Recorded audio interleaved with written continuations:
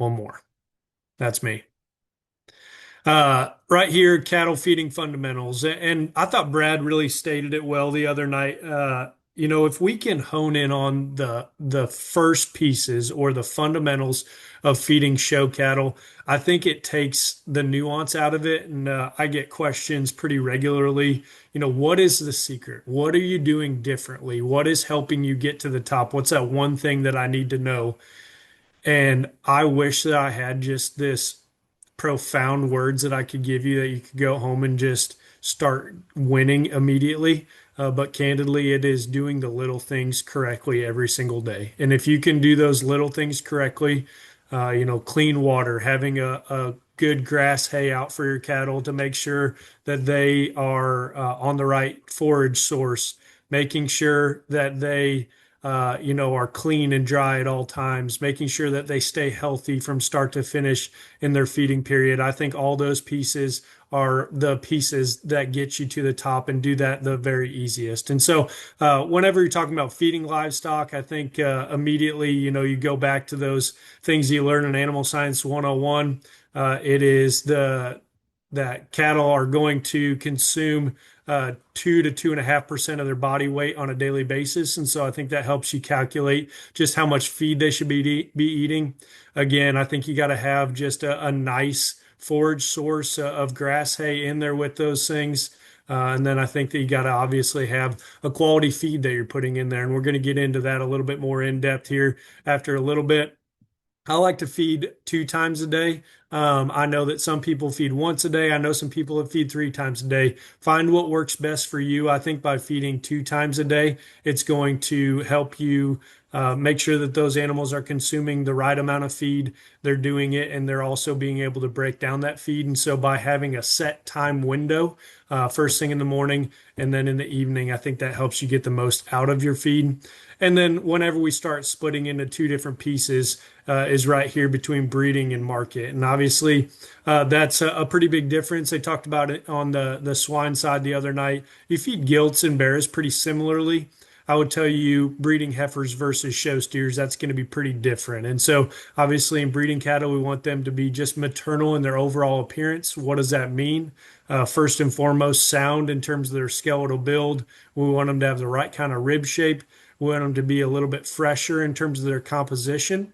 And then over here on the steer side, we're feeding meat animals, right, guys? And so I think to have the right kind of skeletal build on those things in all livestock, that's utmost importance in my opinion. But on this one, it's a little bit more base width and skeletal width.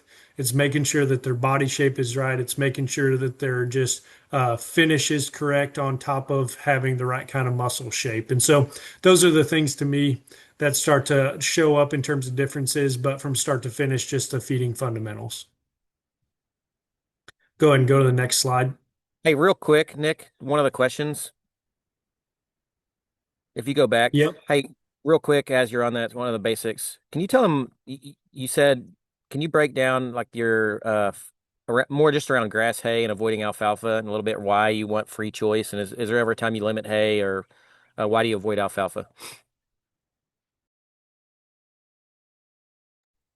Say that again, Brad. It kind of broke up a little bit on my end. Ask that Oh, question one I'm more sorry. time. Just explain like the free choice grass hay, like your theory behind Mhm. that, and then why you avoid alfalfa. Yeah, so I think I hear a lot of guys, hey, I have the best hay, and that is awesome. To me, whenever you're feeding forage to cattle, it goes back to them being ruminants, right? And so they got 4 stomachs. I can go again into ANSI 101, but they need what they call scratch factor to make sure that they are breaking down their feed correctly and keeping their rumen healthy, making sure that those good bugs are doing the right things in their rumen. And so by having a good grass hay in there, and when I say good, I mean just a standard, not over the top, not just the greenest, not just the most lush, but just a quality standard grass hay or whatever is available in your region. I think it's pretty important to make sure that those cattle are consuming correctly and breaking down their feed. Why I personally don't like using alfalfa, and I think you get into different parts of the country where that's maybe a only option or maybe what they put up for their operation, and so that's what they want to use. To me, it probably gives them a little bit too much in terms of just protein, candidly. It probably throws you off a little bit in terms of how they're gaining on the remainder of their feed. And it can get them a little bit hot in terms of their stomach. And I'm going to use some slang terms here tonight. But what I mean by that is they're going to get maybe a little loose in their stool. They could get a little too full. And so it probably works against you at times if you're feeding just a straight alfalfa as far as your forage source. Hopefully that answered the question.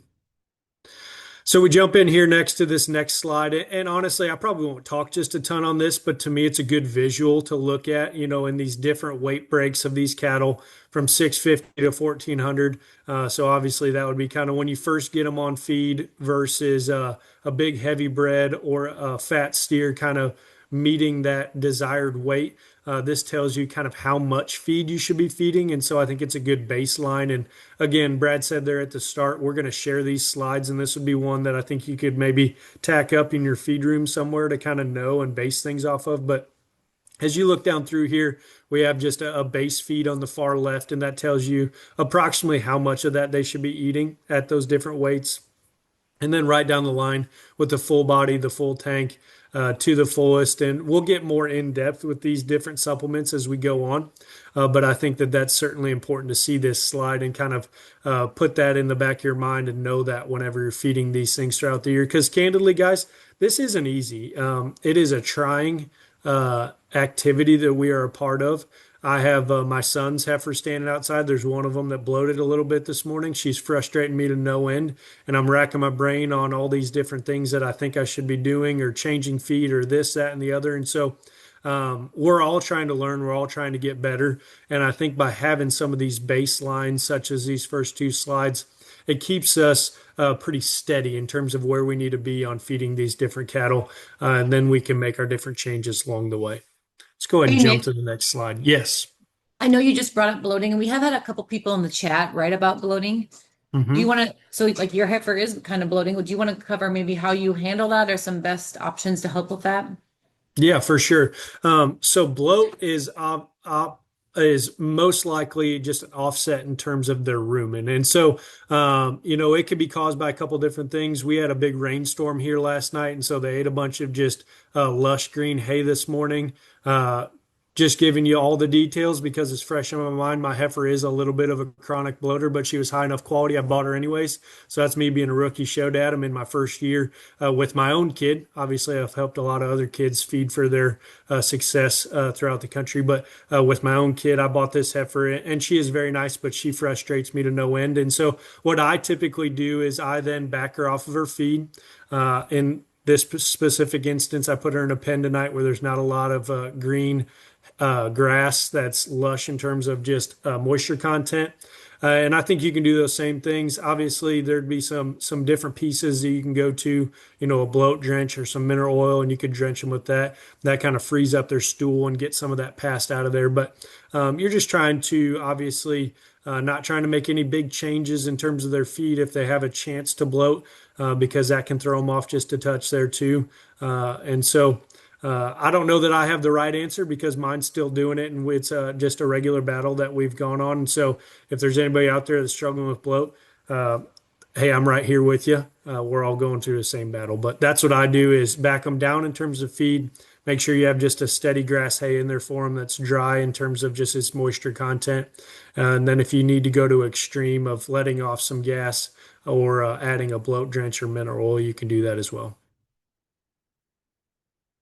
All right, so right here we got a strategic feeding, and those are great questions in here, guys. We're all just trying to learn, and so if you need to throw in there a question, Kim's going to come off a mute, or Brad is as well, and help me with those. But I think that's good conversation and can stem some further conversation in some other areas. But on this strategic feeding, and this is what's going to get us kind of into the nuts and bolts of this evening, but push, hold, or slow. And hold and slow can kind of overlap just a little bit, but push obviously is when you have one that's a shot greener or needs a little bit more muscle shape, or maybe you're making that final push with your fat steer into that big show that you've been gearing up for, and how to make sure that you're laying down the right kind of condition, composition, fat cover, whatever word that you want to use in there. To me, whenever you're trying to push, you're going to increase just the calories on that particular animal. You're going to probably increase the amount of feed that they're eating. And a lot of that's done with the actual textured feed. So we'll talk about different supplements here later on. But oftentimes, when you're trying to make a push, you're trying to take a green, skinny one and get them to that, what you would call an optimal condition score, or you're trying to push on a fat steer, you're going to push with an actual textured feed. On the holding, and I think that's tricky. I actually saw earlier there was a question whenever we opened it up there at the beginning, when do I hold? And I think that's the big question. For us, candidly, we're in a point where we went out and we jackpotted early with these heifers that are standing outside. We're kind of in a down period currently. We have a show here in a couple weeks, so we'll ramp them back up. But we've been in kind of a holding period where we felt like we were on target in terms of composition, fat cover. We didn't get out of bounds in terms of having too much fat anywhere, so we didn't have to pull them back drastically. We're just trying to maintain and make sure that nothing gets out of bounds, letting them grow a little bit, letting their bones kind of get back underneath of them.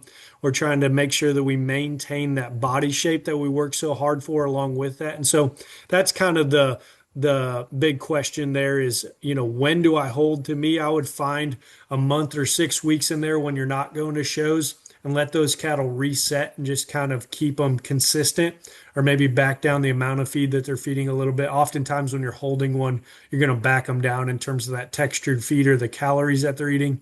Maybe you're going to increase. I like to use full body in that particular scenario to keep their body shape right. And then also you could use some full tanker to the fullest as well. But candidly, guys, the thing that they're going to eat the most in a holding period, we don't sell, and that's just hay. And so that's one thing in cattle that we're going to come back to. And so I think to have just a solid hay source is certainly paramount whenever you're feeding cattle. And then when you're slowing them down, or maybe you have them a little too far, or a little greasy, a little over conditioned, I think the big thing there is you're really trying to back down the amount of texture feed. You're trying to increase fiber. Maybe you want to just kick them out on a round bale in a protein tub for a couple weeks and let them lean back up and get fresh in terms of their composition. And that's what you're doing there, is you're decreasing the amount of feed that they're eating, specifically that textured feed. You're going to let them eat that grass hay. Hopefully it's not too juicy. And then you're going to let them just kind of grow and get back underneath of themselves. You're going to try to freshen them up in terms of their throat, their chest, their flank, back around their pones. And cattle do that on their own as long as you didn't get out of bounds in terms of putting too much composition on them.